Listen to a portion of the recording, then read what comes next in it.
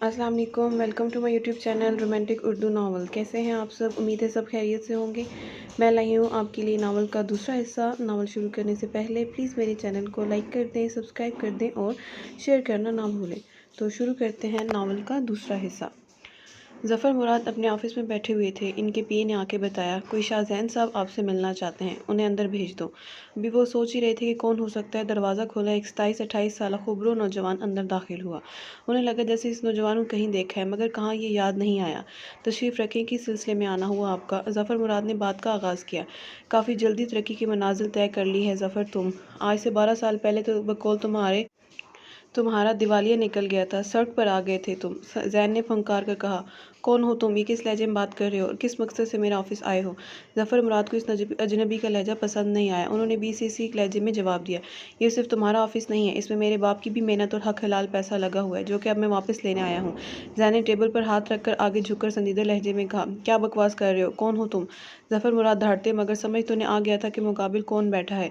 इतनी जल्दी भूल गए मिस्टर ज़फ़र मुराद अपने भाई जैसे दोस्त साजिद शाह को, जिसके मरते ही तुमने उन धोखे से सारे बिजनेस पर कब्जा जमा लिया और उसकी बेटी और बेटे को दर दर की ठोकरें खाने पर मजबूर कर दिया। इसी का बेटा हूँ मैं, शाहजैन। मुझे अपने बाप का हिस्सा वापस चाहिए। अगर तुम शराफत से दे देते हो तो ठीक है, नहीं तो मैं कहाँ तक जा सकता हूँ, ये तुम्हारी सोच है। जैन अपनी बात ख़त्म करते ही उठ गया। शट अप, तुम मेरे ही ऑफिस में खड़े मुझको ही धमका रहे हो। एक फूटी कोड़ी नहीं मिलने वाली। तुम्हें जो करना है कर लो, जाने कहाँ कहाँ से उठकर आ जाते हैं। साथ ही उन्होंने फ़ोन करके गार्ड्स को बुलवाया। गार्ड्स अंदर आ गए। ये बंदा दोबारा मुझे अपने ऑफिस में नज़र नहीं आना चाहिए, निकालो इसको इसी वक्त। हाथ नहीं लगाना, हटो पीछे। जैन गार्ड के करीब आने पर धाड़ा, ज़फ़र मुराद याद रखना, बहुत जल्द दोबारा आऊँगा और अपना सब कुछ जो तुमसे सूद समेत वापस लूँगा। जैन ने एक लफ्ज़ पर जोर देते हुए कहा। वो दरवाज़ा खोलकर बाहर निकला तो खिज़र अंदर ही आ रहा था। दोनों का सामना हुआ। जैन ने इसको भी घूरते हुए वहाँ से चला गया। खिज़र को याद आई, ये तो वही है अस्पताल वाला शख्स था। अब वो क्या हुआ, कौन था और ये क्या कह रहा था?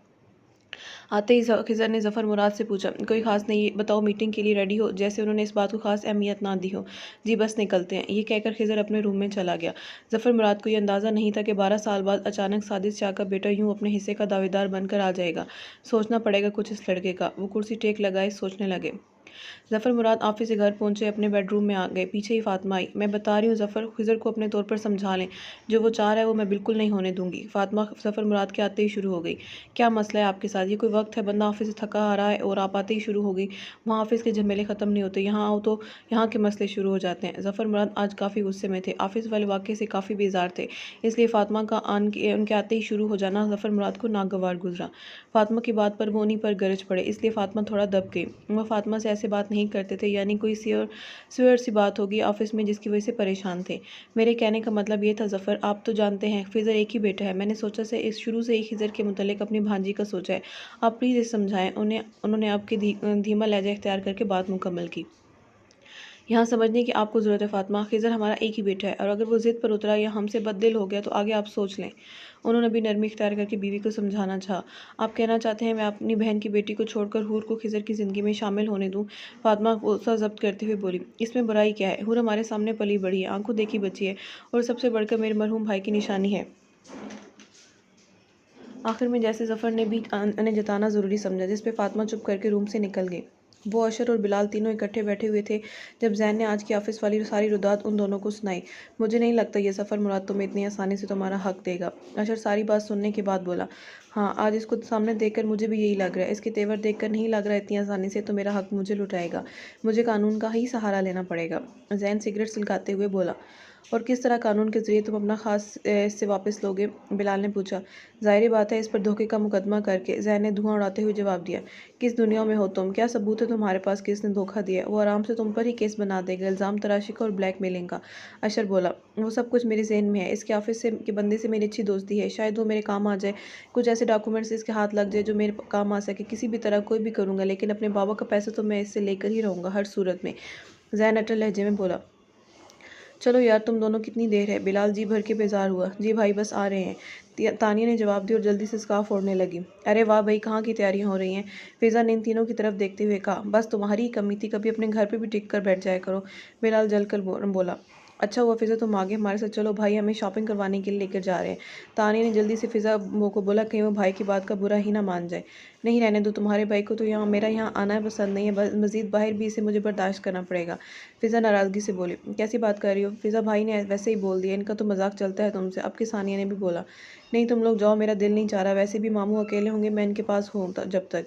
अब ये एहसान करने की ज़रूरत नहीं है, वो वैसे भी अबू सो रहे हैं, वो 2 या 3 घंटे से पहले नहीं उठेंगे, तो इसीलिए ज़्यादा नखरे दिखाने की ज़रूरत नहीं है। 5 मिनट के अंदर अंदर तुम तीनों बाहर आ जाओ। आपके बिलाल बोला और दरवाजे से बाहर चला गया। पूरा का हिटलर है तुम्हारा भाई। फ़िज़ा ने बाहर निकलते हुए बिलाल को घूरते हुए बोला, सोच लो इस हिटलर को सारी ज़िंदगी तुम्हें ही बर्दाश्त करना पड़ेगा। तानिया ने करीब आकर फ़िज़ा से कहा। फ़िज़ा ने तानिया को घुरी से नवारा और वो तीनों भाई की तरफ चल दी। रात के खाने के बाद जब अस्मा अपने अपने कमरों में चले गए, तब अस्मा को ज़फ़र मुराद ने अपने रूम में ज़रूरी बात के लिए बुलवाया। वहाँ पे फ़ातिमा के अलावा इनके छोटे देवर और भावच भी मौजूद थे। आओ अस्मा, तुम्हारा ही इंतज़ार कर रहे थे, बैठो, ज़फ़र साहब ने कहा जबकि फ़ातिमा का मुंह बना हुआ था। सब खैरियत तो है? अस्मा सबको देखते हुए सोफ़े पर बैठी। हाँ सब खैरियत है, तुम बताओ हूर की पढ़ाई कैसी चल रही है, कोई मसला तो नहीं है इसे? ज़फ़र साहब ने बात आगे बढ़ाते हुए कहा, नहीं भाई साहब, अल्लाह की शुक्र है, कोई मसला नहीं। अपने घर में किसी को क्या मसला हो सकता है भला? हूर के पेपर्स चल रहे हैं, इसी में बिजी है वो, अस्मा ने जवाब दिया। इसके बाद कमरे में खामोशी हो गई, जिसे ज़फ़र की साहब की आवाज़ ने ख़त्म किया। दरअसल हमने तुम्हें हूर के सिलसिले में ही बुलाया है। हम चाहते हैं कि हूर के एग्ज़ाम्स के बाद घर में छोटी सी तकरीब रखी जाए, हूर और खिज़र की मंगनी कर दी जाए। उनकी बात पर फ़ातिमा के अलावा बाकी तीनों को एक झटका लगा। भाई साहब, खिज़र और हूर, मेरा मतलब है। आसमा ने पहले बेयकीनी से फ़ातिमा को देखा, जो बड़ी चुभती सी निगाहों से उसको घूर रही थी। सारा को भी ज़फ़र साहब की बात सुनकर अच्छी तरह पतंगे लग चुके थे, मगर वो कुछ बोली नहीं। क्यों अस्मा, तुम्हें कोई एतराज़ है? ज़फ़र ने अस्मा से पूछा।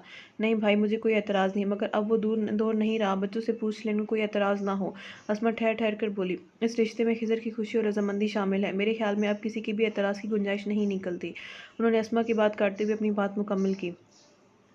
ब्लू वाला ड्रेस अच्छा लग रहा है या पर्पल वाला? सानिया और तानिया भी ड्रेसिंग देख रही थी जब फ़िज़ा ने बिलाल के पास आकर पूछा।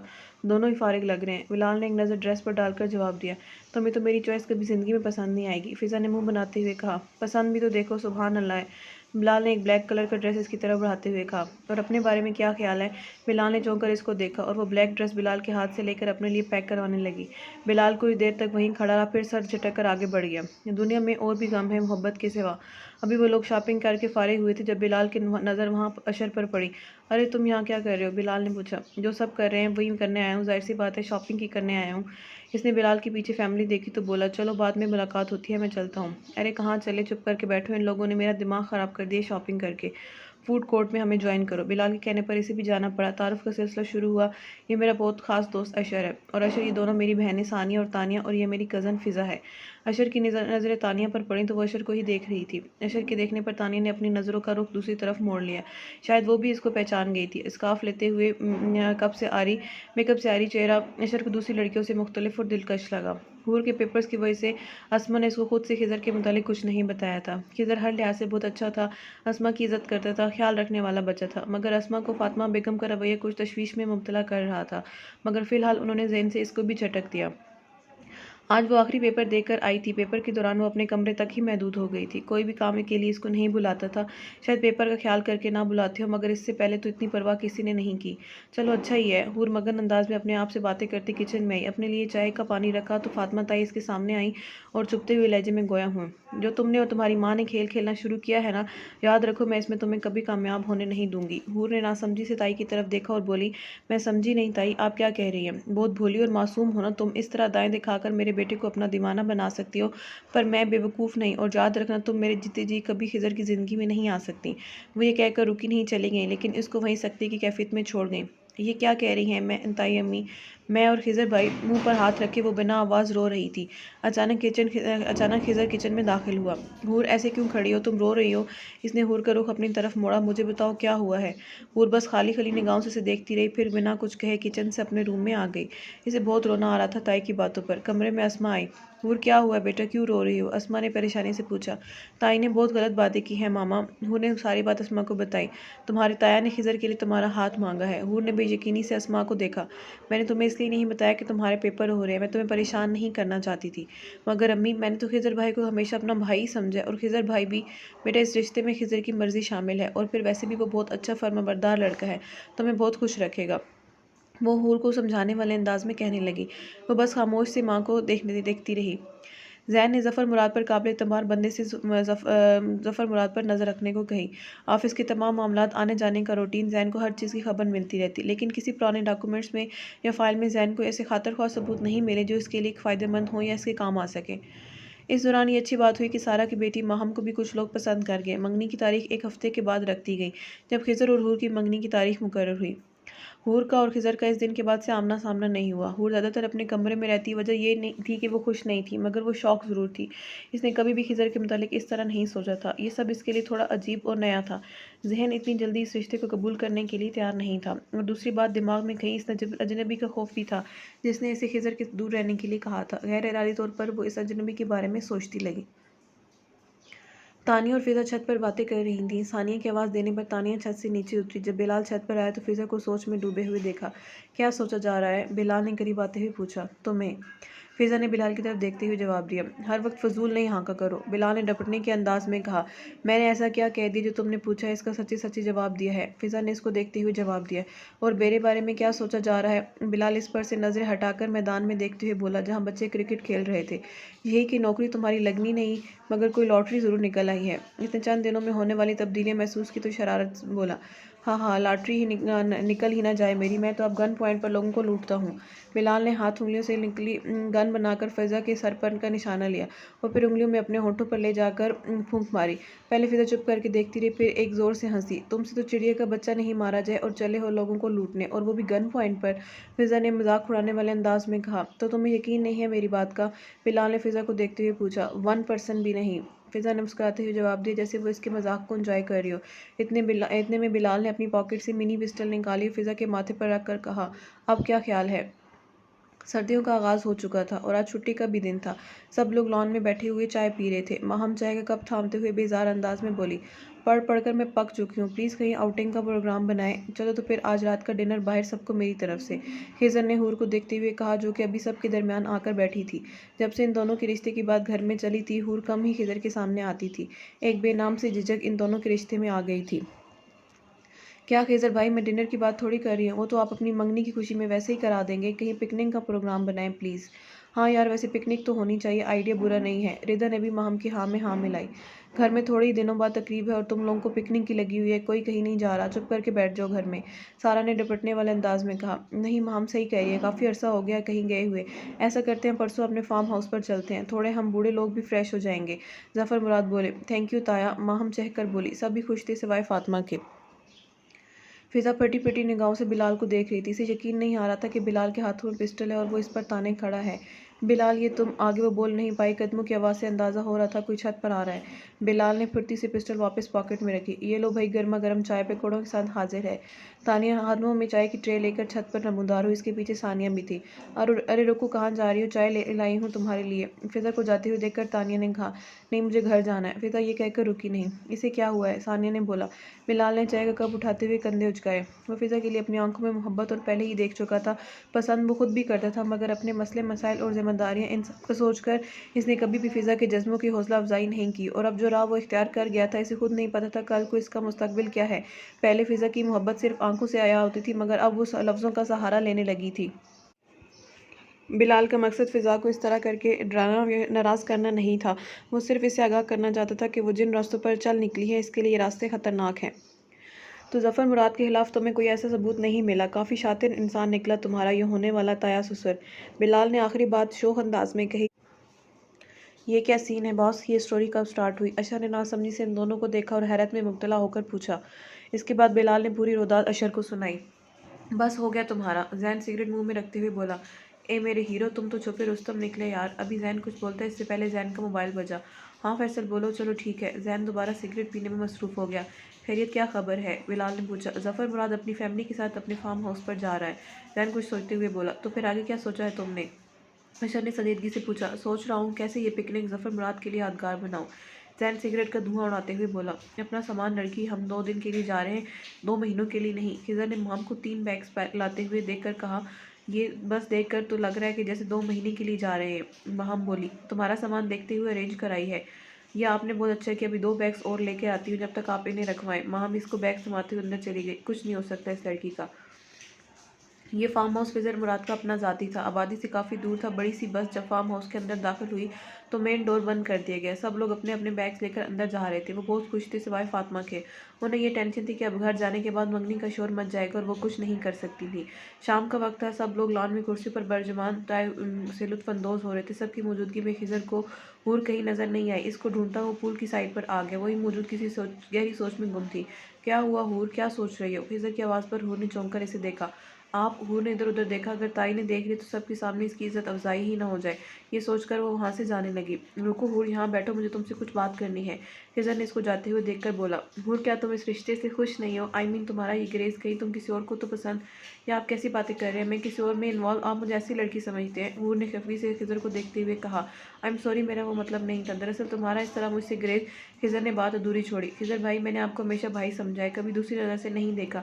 ये सब इतना अचानक। अभी तो मुझे बहुत सारा पढ़ना था, और फिर वो ताई खुश नहीं है। आपको इनकी खुशी में मद्देनजर रखनी चाहिए। देखो हूर, मुझे अंदाजा है अम्मी इस रिश्ते से खुश नहीं है। इनका रवैया भी तुम्हारे और अस्मा चाची के साथ अच्छा नहीं है, लेकिन वो अपने बेटे से भी बहुत प्यार करती है, और जब उन्हें मालूम होगा कि उनकी बेटी की खुशी इसी में है तो आहिस्ता आहिस्ता इस रिश्ते को कबूल कर लेंगी। रही बात तुम्हारे पढ़ने की, तो ये कोई ऐसी बात नहीं है। अभी सिर्फ मंगनी हो रही है। शादी तुम्हारी स्टडीज़ कंप्लीट करने के बाद रखेंगे। और अगर आखिरी बात, तुमने हमेशा मुझे भाई समझा है, दूसरी नज़र से नहीं देखा, तो अब देख लो। इससे पहले खिजर कुछ और कहता, अजीब शोर की आवाज़ लॉन से आई। इन दोनों ने एक दूसरे को नासमझी से देखा, फिर दोनों ही लॉन की तरफ जाने लगे। लॉन में सारी फैमिली बैठी हुई थी, बातें कर रही थी। हल्का हल्का अंधेरा हो रहा था जब भी दीवारों पर से किसी की कूदने की आवाज़ आई। 3 नकाबपोश हाथों में पिस्टल लिए इन लोगों की तरफ बढ़ रहे थे। महम और सारा की पिस्टल देखकर खौफ से चीखें निकल गई। आवाज़ नहीं निकलनी चाहिए अब किसी की। अगर अब किसी की आवाज़ आई तो यही मार डालूंगा, एक नकाबपोश बोला। चलो सब अपने मोबाइल जल्दी जल्दी टेबल पर रखो, बगैर किसी चालाकी के साथ, एक नकाबपोश बोला। दूसरा कमरों की तरफ गया और पूरी जगह का जायजा लेने लगा। किचन में मौजूद खानसामा को भी लेकर लॉन में आ गया। जब सब ने अपने मोबाइल निकाल चुके थे, इतने में खिजर और हूर भी लॉन की तरफ आए, और लॉन का मंजर देखते ही जहाँ खिजर हैरत में मुब्तला हुआ, वहीं हूर की आंखें भी खौफ से फैल गई। इन तीनों में से एक और हूर और खिजर की तरफ बढ़ा। इसके कदम आगे बढ़ाने पर हूर बेसाख्ता खिजर के पीछे छुपने के अंदाज में खड़ी हुई। इस अमल से नकाबपोश, जिसकी सिर्फ आंखें नजर आ रही थी, अब इन आंखों में गुस्से की लहर दौड़ गई, और वो हूर को खूनख्वार नजरों से देख रहा था। और आगे कदम बढ़ाता हुआ वो खिजर के सामने आया। नजरें मुसलसल हूर पर थी। मोबाइल दो। हाथ में पिस्टल लिए इसने खिजर को देखकर घबरा कर कहा। खिजर ने अपना पॉकेट से मोबाइल निकालकर इसकी तरफ बढ़ाया। मोबाइल, इसने अब हूर को मुखातिब करके कहा। मम्मा, मेरे पास नहीं है, हूर ने डरते हुए अल्फाज अदा किए। देखो, तुम लोगों को जो भी कुछ चाहिए वो तुम लोग ले लो, लेकिन प्लीज़ हमें कोई नुकसान नहीं पहुंचाओ। मैं कोऑपरेट करने के लिए तैयार हूँ। जफ़र मुराद ने मौका महल देखकर तहम्मुल का मुजाहरा करते हुए कहा। जो हमें चाहिए होगा वो तो हम ले ही लेंगे कैसे भी, और कोऑपरेटिव तो तुम अब तुम्हारे अच्छे भी करेंगे, इसको तुम फिक्र ना करो। इनमें से एक जफ़र मुराद के करीब आकर बोला। जफ़र मुराद ने अपना वॉलेट निकाल कर आगे बढ़ाया। क्या चाउनी इस चोर चोर समझा हुआ है, और ये क्या मस्जिद को चंदा दे रहे हो? इसने नकाबपोश ने वॉलेट दूर उछालते हुए कहा। क्या चाहिए तुम लोगों? ये की है ना आप काम की बात, चेक बुक निकालो जल्दी। इस नकाबपोश ने अपनी जैकेट में से कागज़ और पेन निकालते हुए चेक बुक जफ़र मुराद के हाथ से ले ली। सिग्नेचर करो इस पर। इस नकाबपोश ने पेपर और पेन जफ़र मुराद के हाथ में थमा दिया। क्या है इन पेपर्स में? जफ़र मुराद ने पूछा। सवाल नहीं, साइन करो जल्दी, तेज़ लहजे में कहते हुए पिस्टल जफ़र मुराद के सर पर तान ली।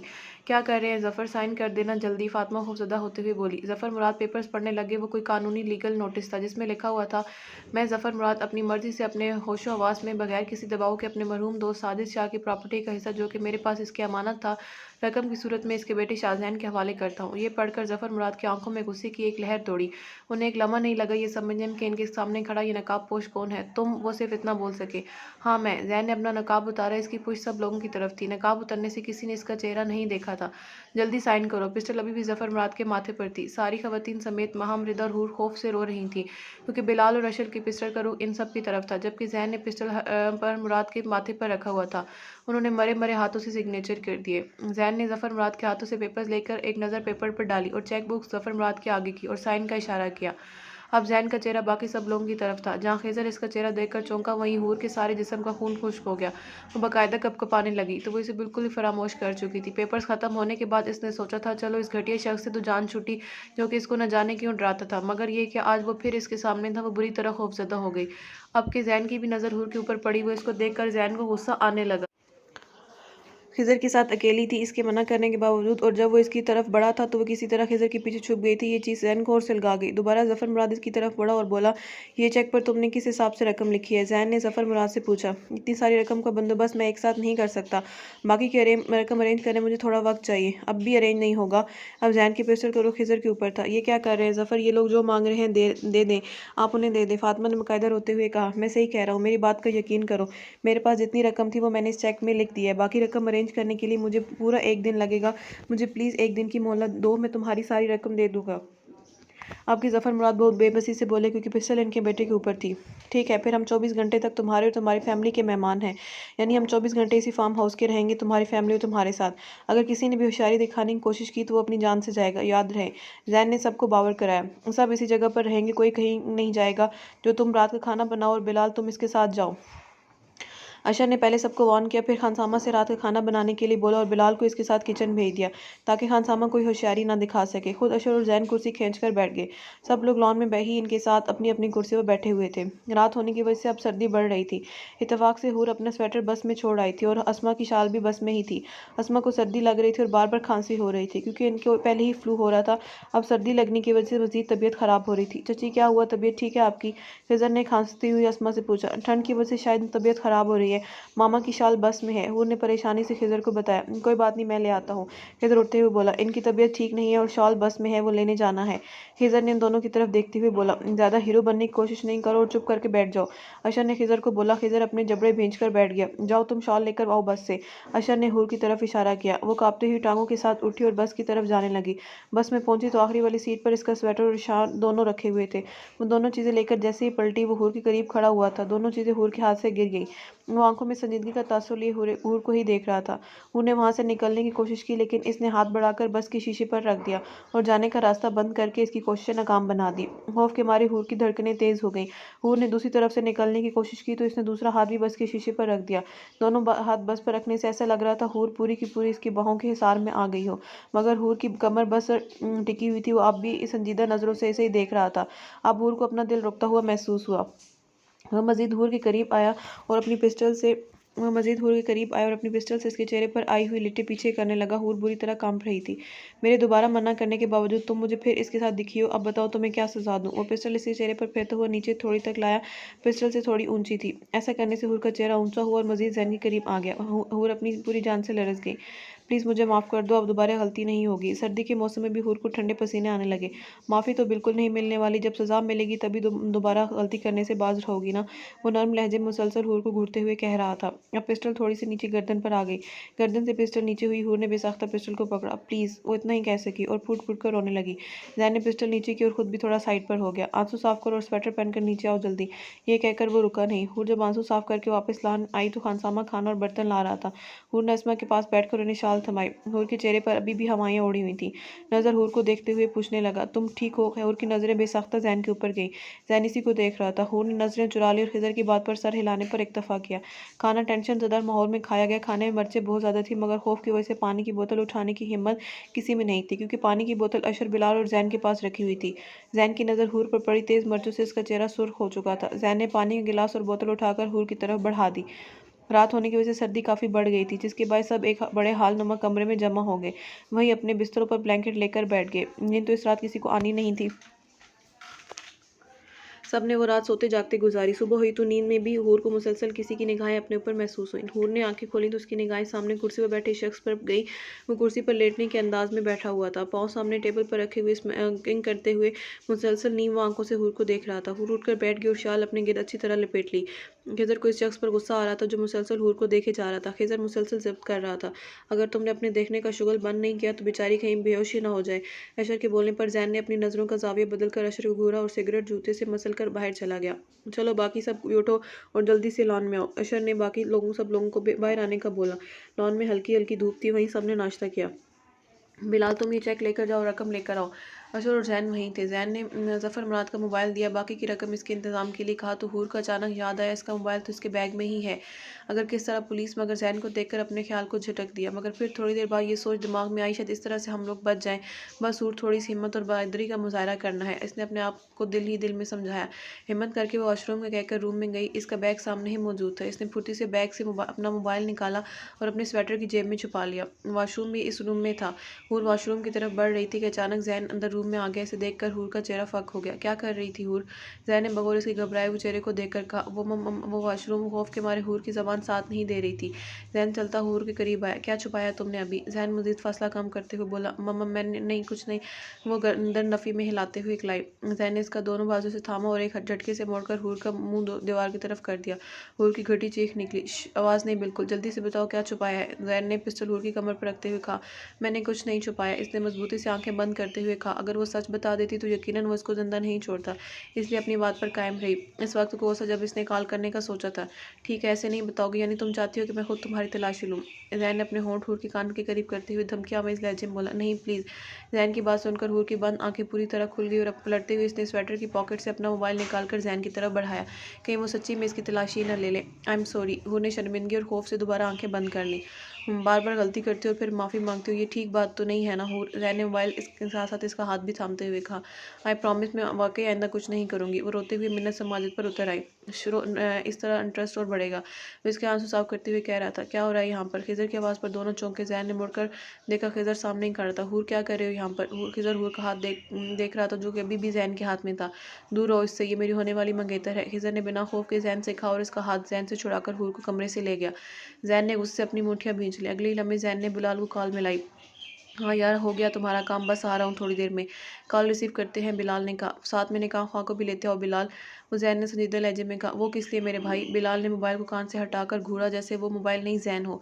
ऑफकोर्स निकाह के लिए यार। जैन ने कॉल डिस्कनेक्ट कर दी और बाहर आ गया। फिजा में फायर की आवाज़ गूंजी। खवातीन होप सब से चीखने लगी। अशर ने भी चौंक कर जैन को देखा। जैन ने पिस्टल हाथ में वाला हाथ नीचे किया और बुलंद आवाज़ में कहा। अगर किसी ने भी मेरी बात से इनकार किया तो अगली गोली इसकी खोपड़ी पे उतार दूंगा। जैन होर की तरफ मुड़ा। और तुम निकाह के लिए तैयार हो जाओ। बहुत शौक है ना तुम्हें मंगनी का? मंगनी नहीं, डायरेक्ट निकाह होगा। जैन ने हूर को घूरते हुए कहा। वहाँ बाकी सब कुछ सूंघे। अशर भी हैरान हुआ। ये क्या सीन है बॉस? प्लानिंग में ये कब शामिल था? अशर ने हल्की आवाज़ में कहा। अभी बिलाल आएगा तो सब पता चल जाएगा। जैन बोला। किसका निकाह हो रहा है यहाँ और किससे? ज़फ़र मुराद ने नासमझी के आलम में जैन से पूछा। तुम्हारी भतीजी का निकाह हो रहा है, तुम्हारे बेटे से नहीं बल्कि मुझसे। जैन के सबके सर पर बम फोड़ा। थोड़ी देर खामोश के बाद सबसे पहले खिजर को होश है। क्या फजूल बकवास है ये? तुम्हें पैसों से मतलब है, वो लेकर जाओ यहाँ से। बिना खौफ के खिजर ने तेज़ आवाज़ में कहा। मुझे जिस चीज़ से मतलब होगा वो मैं लेकर जाऊँगा, अगर हिम्मत है तो रोक के दिखाओ। जैन को खिजर का मुदाखिल करना पसंद नहीं आया, इसलिए चैलेंज करते हुए कहा। तुम अपनी हद से निकल रहे हो। खिजर ने गुस्से से अंगली उठाकर कहा। ओ हीरो, बहुत हो गया डायलॉग, जाकर कुर्सी पर बैठो जल्दी। अब के अशर बोला। मैं ऐसा हरगिज़ नहीं होने दूंगा। खिजर गुस्से से चीखा। जैन ने पिस्टल इसके माथे पर तान ली। वहीं इसकी आवाज़ को जैन ने पिस्टल इसके माथे पर तान ली। वहीं इसकी आवाज़ को ब्रेक लगा। मुझे तो मारने ना में ना ही खौफ महसूस होगा ना ही अफसोस। अगर ज़िंदगी चाहते हो तो शराफत से चुप करके बैठ जाओ। जैन इसे मारना तो नहीं चाहता था, लेकिन धमकाना ज़रूरी था। अभी जैन और भी कुछ बोलता, लेकिन फातिमा बीच में आई। ये कुछ नहीं बोलेगा, प्लीज़ इसके ऊपर से पिस्टल हटा लो। वो खिजर को खींचते हुए वहाँ से ले गई। आहिस्ता से बोली। अगर तुम्हें अपनी फैमिली की इज्जत और जान अजीज़ है, खुदा का वास्ता है खामोश रहो। ये खतरनाक लोग हैं, इनके हाथ में हथियार हैं, ये जान लेने से नहीं डरते और हम बुढ़ापे में कोई सदमा बर्दाश्त नहीं कर सकते। मगर अम्मी, वो शख्स सूर के साथ। बस खिजर, मैंने कह दिया, अगर तुम्हारी वजह से किसी या तुम्हें खुद नुकसान पहुंचे तो इसके ज़िम्मेदार तुम होगे और मैं तुम्हें कभी माफ़ नहीं करूँगी। फातिमा ने खिजर की बात काट कर अपनी बात मुकम्मल की। भाभी प्लीज़, ऐसे तो नहीं है, कोई बचाओ। अगर हमने इनकी बात नहीं मानी तो सब जान से जाएंगे और वो सिर्फ निकाह का कह रहा है। इसके बाद हम कोई ना कोई हल तलाश कर ही लेंगे। सारा ने भी नर्म लहजे में अस्मा को समझाने की कोशिश की, जबकि रोते हुए अस्मा ये सोचने लगी, हूर की जगह अगर माहम होती तो क्या सारा तब भी यही कहती? इन सब के दरमियान एक हूर थी, इस तमाम अरसे में पत्थर की तरह बुत बनी खड़ी रही। कोई क्या बोल रहा है, कोई क्या कह रहा है, इसको कुछ सुनाई नहीं दे रहा था, बल्कि इसके खुद के साथ क्या हो रहा था इसे ये भी समझ नहीं आ रहा था। थोड़ा और वक्त गुजरा तो बिलाल निकाह खा लेकर आ गया। फातिमा ने खिजर को कस्में देकर चुप कराया और हुआ था। रोती हुई अस्मा को सारा ने अपने साथ लगाया हुआ था। सारा से बार बार समझा रही थी और तसल्ली दे रही थी, जबकि हूर बिल्कुल सुन से अंदाज में कुर्सी पर बैठी थी। माहम ने इसके सर पर दुपट्टा उड़ाया। निकाह शुरू हुआ।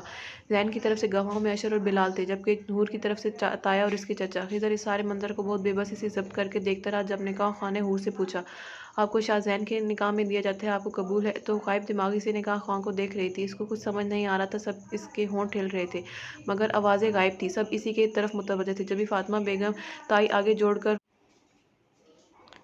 हूर ने एक नज़र फातिमा ताई को देखा। वो इसे अपने बेटे की ज़िंदगी से निकालने के लिए किस तरह इसकी ज़िंदगी दाव पर लगा रही थी। बोलो बेटा, आपके हाथ का दबाव पहले से ज़्यादा था। हूर ने गर्दन हिलाकर कबूल है कहा। किसी रोबोट की तरह इसने निकाहनामे पर साइन किए। कबूल इजाद के मराहल तय हुए। अशर और बिलाल ने जैन को गले लगाया। वहीं ताया और जाजू हूर के सर पर हाथ रखकर कुर्सियों पर बैठ गए। हूर यूं ही बुत बनी बैठी रही। ऐसे ही दोपहर से शाम और शाम से रात हो गई। टेंशन वाले माहौल में ही खिज़र, अस्मा और हूर के अलावा सब ने रात का खाना खाया। पहले जैन ने सोचा वो हूर खाना खाने के लिए बोले, मगर फिर कुछ सोच के इसने इसे अब छेड़ना मुनासिब नहीं समझा। सुबह 9 बजे से अपनी बाकी की रकम मिल जानी थी और उन्हें अपनी मंजिल पर रवां होना था। आए वो 3 थे, मगर एक फ़र्द का इजाफा हो चुका था। जैन ने सोच लिया था कि वो हूर को अपने साथ लेके जाएगा। नादिया बेगम को इसने यहाँ आने से 2 दिन पहले ही हॉस्पिटल में एडमिट करवा दिया था। वैसे भी इनके डायलिसिस हो रहे थे और अस्पताल में उनकी केयर अच्छी हो रही थी। जैन ने सोचा था कि मुनासिब वक्त पर वो अम्मा को हूर से अपने निगाह के बारे में बताएगा। वैसे भी वो खुश ही होती। असल कन्फ्यूजन इसे हूर की थी। पता नहीं वो ये कैसे रिएक्ट करे, लेकिन ये कोई मसला भी नहीं था कि वो इसे हैंडल कर लेगा, इसे यकीन था। वैसे भी इसने अपने बाप के मरने के बाद बहुत बड़ी बड़ी प्रॉब्लम फेस की थी। छोटी छोटी बातों को तो अब इसने सोचना ही छोड़ दिया था। परी आंखें बंद करते हुए इसने कहा और लब मुस्कुराए। पता नहीं इसे शाह याद भी होगा कि नहीं। यही सोचते हुए थोड़ी देर के लिए इसकी आंख लग गई। सुबह होते ही इसने बेटा बहुत ख्वाब देख लिए, अब होश की दुनिया में आ जाओ। जैन में आंखें खोलकर देखा तो अभी पूरी तरह उजाला नहीं हुआ था। बराबर में बिलाल भी ऊँघ रहा था। वैसे यार क्या मज़े हैं तुम्हारे भी। पिकनिक यहाँ कौन बनाने आया था और बना कौन रहा है? अर्शा ने दांत निकालते हुए कहा। जैन ने इसे घूरने पर इत्तफाक किया और सिगरेट सुलगाता वो बाहर निकल गया। खिज़र वहाँ पहले से ही मौजूद था। चौंक कर जैन ने इसे देखा। खिज़र की भी नज़र जैन पर पड़ी। तुम हूर को छोड़ दो प्लीज़, वो बहुत मासूम है। खिज़र ने बेबसी से जैन को कहा। तुम्हें इसके काम में मुब्तला होने की ज़रूरत नहीं है। वैसे भी अब वो मेरी बीवी है, तुम दूर रहो इससे। जैन को इसके मुंह से हूर का जिक्र नागवार गुजरा था। अपनी नागवारी छुपाए बगैर जैन ने खिज़र को इसके कल वाले जुमले लौटाया। देखो, तुम्हें हमसे जितना पैसा चाहिए वो तुमने सुबह तक मिल जाएगा। अगर तुम्हें मजीद रकम चाहिए तो वो मैं तुम्हें दूंगा, लेकिन तुम बदले में हूर को।